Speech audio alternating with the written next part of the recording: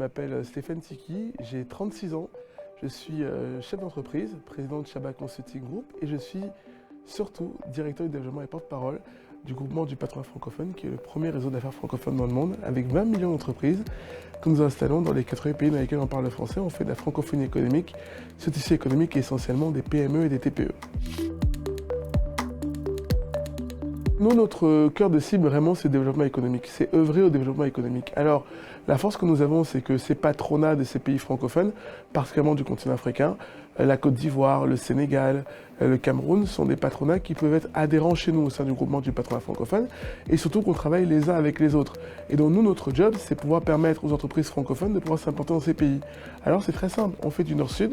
On a la capacité d'installer une boîte française, par exemple, dans la santé, qui veut s'installer en Côte d'Ivoire. Mais on fait aussi du Sud-Sud. On a la capacité d'installer une boîte congolaise au Sénégal.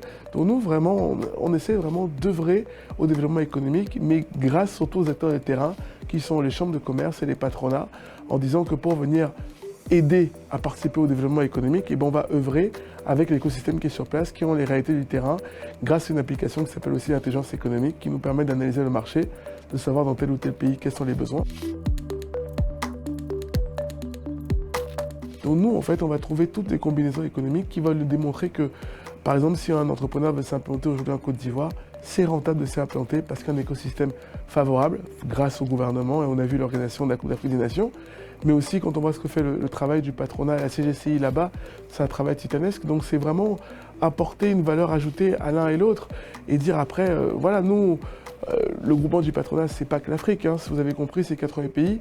On a des pays comme le Canada, on a des pays comme l'Argentine, on a des pays comme le Vietnam, on a des pays comme les Émirats. Donc les gens qui veulent s'installer dans ces pays-là, évidemment, on a la capacité de pouvoir les accompagner. Mais moi, je leur dis, avec un peu plus de sentiment personnel, que l'Afrique est consciente d'aujourd'hui et de demain, qu'il y a plein de choses à faire. Je vois aujourd'hui la RDC, qui est le premier pays dans lequel on parle le plus français dans le monde.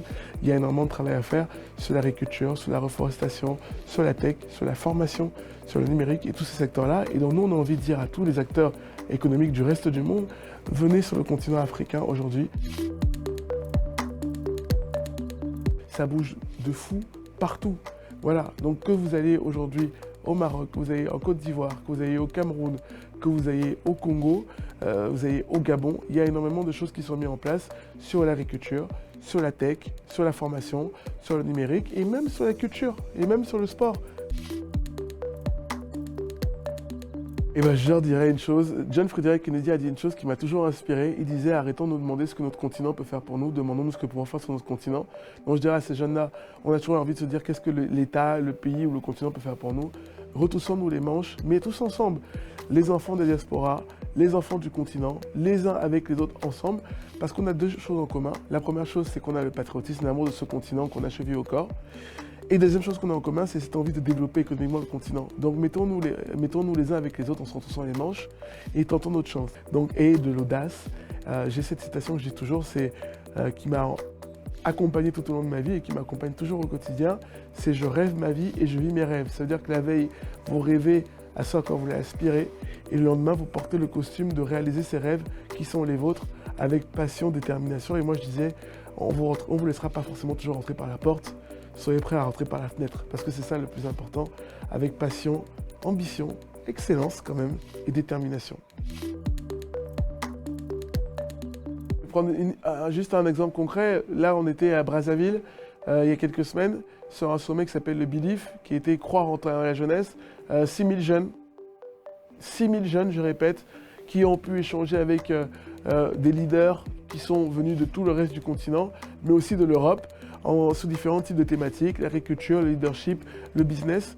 Et c'est vrai que moi je trouve que dans notre job, ce qui rend vraiment heureux et passionné, c'est l'échange avec les gens. Et à côté surtout, moi je suis amoureux des rencontres qu'on fait avec chacun et chacune des personnes. L'année dernière, j'ai fait 32 du pays du continent. Là, tous les 15 jours, je continue à y aller et on rencontre toujours des gens différents, mais toujours avec deux choses en commun, la passion, une jeunesse fougueuse, une jeunesse ambitieuse, l'excellence et avec l'amour du continent et l'ambition d'œuvrer les uns avec les autres au développement économique du continent.